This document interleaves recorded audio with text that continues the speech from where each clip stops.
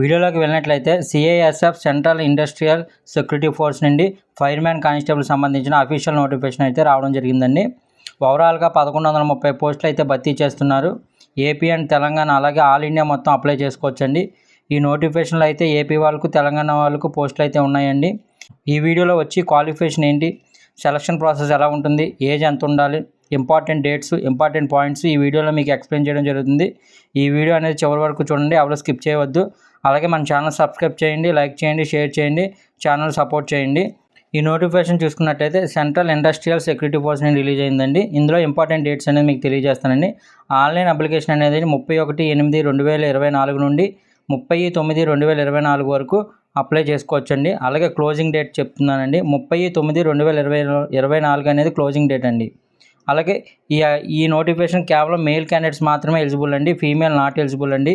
కానీ ఫీమేల్స్, ఈ వీడియో చూస్తున్న ఫీమేల్ క్యాండిడేట్స్ వాళ్ళ ఫ్యామిలీ మెంబర్స్కి, వాళ్ళ ఫ్రెండ్స్కి ఈ వీడియోని షేర్ చేయండి, వాళ్ళకి యూజ్ అవ్వచ్చు. అలాగే ఈ జాబ్కి సంబంధించిన జీతాలు అయితే పే లెవెల్ 3 ప్రకారం ఉంటుందండి. 21,700 నుండి 69,100 వరకు జీతం ఉండొచ్చండి.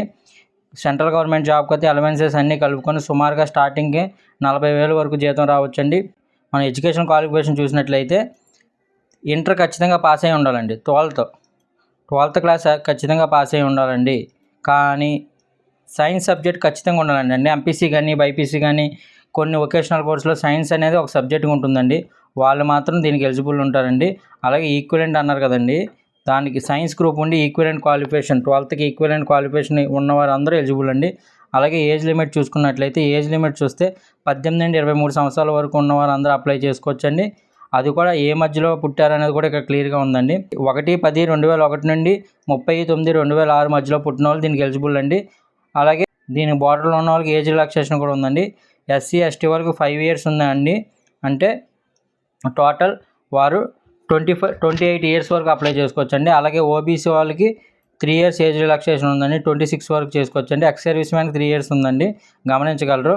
అలాగే మనం కిందకి వెళ్ళినట్లు చూసినట్లయితే అప్లికేషన్ ఫీజు విషయానికి వచ్చేప్పటికి ఫీజు 100 రూపీస్ ఓన్లీ అండి. అది కూడా ఓన్లీ అన్రిజర్వ్డ్ క్యాండిడేట్కి, ఈడబ్ల్యూఎస్ క్యాండిడేట్కి, ఓబీసీ క్యాండిడేట్స్కి మాత్రమే 100 రూపీస్ అండి.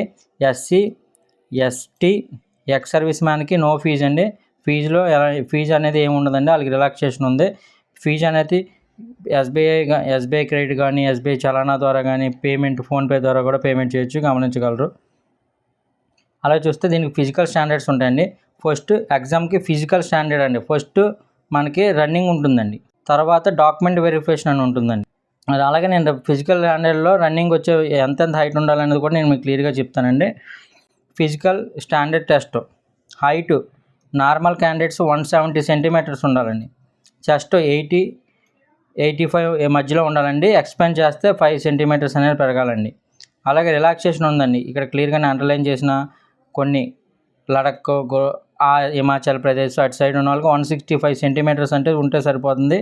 70-83 మధ్యలో చెస్ట్ అనేది ఉండాలండి. ఎక్స్పాండ్ చేసిన 5 centimeters అనేది ఎక్స్టెండ్ అవ్వాలి. అలాగే candidates belongs to tribal or అని ఉంది కదండి, ఇక్కడ కూడా వీళ్ళకి కూడా 162.5 ఉంటే సరిపోతుందండి. 77-82 centimeters అనేది ఉండాలండి. ఎక్స్పాండ్ చేసినప్పుడు 5 centimeters అనేది పెరగాలండి. అలాగే మనకి డాక్యుమెంట్ వెరిఫికేషన్ అనేది ఉంటుందండి. ఫిజికల్ టెస్ట్ అయిన తర్వాత డాక్యుమెంట్ వెరిఫికేషన్ ఉంటుందండి. డాక్యుమెంట్ వెరిఫికేషన్ అయిన తర్వాత ఎగ్జామ్ అనేది ఉంటుందండి. మీకు ఇదిగోండి ఎగ్జామ్, రిటర్న్ ఎగ్జామ్ అని ఉంటుందండి. అది కూడా కంప్యూటర్ మోడ్ అండి. కంప్యూటర్ CBT టెస్ట్ ఉంటుంది. అందులో ఏమేమి వస్తాయి, జనరల్ ఇంటెలిజెన్స్ అండ్ రీజనింగ్ అండి 25 క్వశ్చన్లు వస్తాయండి, 25 మార్కులు అండి. అలాగే జనరల్ నాలెడ్జ్ అండ్ అవేర్నెస్ నుండి 25 క్వశ్చన్లు వస్తాయండి, 25 మార్కులు అండి. అలాగే ఎలిమెంటరీ మ్యాథమెటిక్స్ నుండి 25 క్వశ్చన్లు వస్తాయండి, 25 మార్కులు అండి. అలాగే హిందీ నుండి ఇంగ్లీష్ తీసుకున్న వాళ్ళకి ఇంగ్లీష్ నుండి, హిందీ తీసుకున్న వాళ్ళకి హిందీ నుండి 25 ప్రశ్నలు వస్తాయండి, 25 మార్కులు అండి. మొత్తం టైం అనేది 120 నిమిషాలు ఉంటుందండి. టైం మొత్తం 120 నిమిషాలండి. అలాగే దీంట్లో ఒక మంచి విషయం ఏంటంటే ఇప్పుడున్న ప్రతి ఎగ్జామ్కి నెగిటివ్ మార్క్స్ ఉంటుందండి. కానీ దీంట్లో నెగిటివ్ మార్క్స్ లేదండి. No negative marks. క్లియర్గా ఎక్స్ప్లెయిన్ చేస్తున్నాను చూడండి. నెగిటివ్ మార్క్ అనేది ఉండదు. కావున ఎవరైతే రన్నింగ్ క్వాలిఫై అవుతారో, డాక్యుమెంటేషన్ క్వాలిఫై అవుతారో ఎగ్జామ్ కూడా మీరు ధైర్యంగా ఆన్సర్ చేయొచ్చండి. మీకు వచ్చిన వీటితో పాటు కొన్ని 50-50 ఛాన్సెస్ కూడా ఒక ఐడియా ఉంటుందండి అభ్యర్థులకి. వాళ్ళు కూడా ఖచ్చితంగా ఇబ్బంది పడకుండా నెగిటివ్ మార్క్స్ కూడా లేవండి. ఖచ్చితంగా మీరు స్కోర్ చేసే విధంగా ఉంటుంది. అలాగే మ్యాక్సిమం 90% నెగిటివ్ మార్క్ టచ్ చేయకుండానే జెన్యున్ ఆన్సరే పెట్టండి. ఇంకా తెలియదు అనుకున్నాయి కూడా 50-50 ఛాన్స్ ఉన్నాయి, ఖచ్చితంగా ఆన్సర్ చేయండి, నెగిటివ్ మార్క్స్ లేదు కాబట్టి. అలాగే మనకి పే స్కేల్ చెప్పాను కదండి మీకు, లెవెల్ 3 ప్రకారం 21,700 నుండి 69,100 వరకు ఉంటుందండి. మీకు సెంట్రల్ గవర్నమెంట్ జాబ్స్ కాబట్టి ఎలవెన్సెస్ అనేవి ఉంటాయి కాబట్టి అన్నీ కలుపుకొని 40,000 వరకు సుమారుగా ఉంటుందండి. అలాగే మన వేకెన్సీ చూసుకున్నట్లయితే మన ఆంధ్రప్రదేశ్ వచ్చేప్పటికి ఎంటైర్ స్టేట్లో మొత్తం 27 పోస్టులు ఉన్నాయండి. అందులో unreserved 11, EWS 3, SC 4, ST 2, OBC 7 అండి. అలాగే నక్సల్ ఏరియాలో అయితే అన్రిజర్వ్డ్ 2, ఈడబ్ల్యూఎస్ 1, ఎస్సీ 1, ఎస్టీకి లేవండి, ఓబీసీ 1, మొత్తం 5 అండి. అలా చూసుకున్న 32 పోస్టులు ఆంధ్రప్రదేశ్లో ఉన్నాయండి. అలాగే తెలంగాణ విషయానికి వస్తే తెలంగాణ చూసుకున్నట్లయితే ఎంటైర్ స్టేటు మొత్తం 19 ఉన్నాయండి. అందులో అన్రిజర్వ్డ్కి 8, ఈడబ్ల్యూఎస్కి 2, ఎస్సీకి 3, ఎస్టీకి 1, ఓబీసీకి 5 అండి. మొత్తం టోటల్ 19 అండి. అలాగే నక్సల్ ఏరియాలో అన్రిజర్వ్డ్కి 2, ఈడబ్ల్యూఎస్కి 1, ఎస్సీకి 2, ఎస్టీకి లేవండి, ఓబీసీకి 2, మొత్తం టోటల్ 7 అండి. 26 పోస్టులు అండి. తక్కువ పోస్టులు ఉన్నాయని ఎవరు కంగారు పడొద్దండి.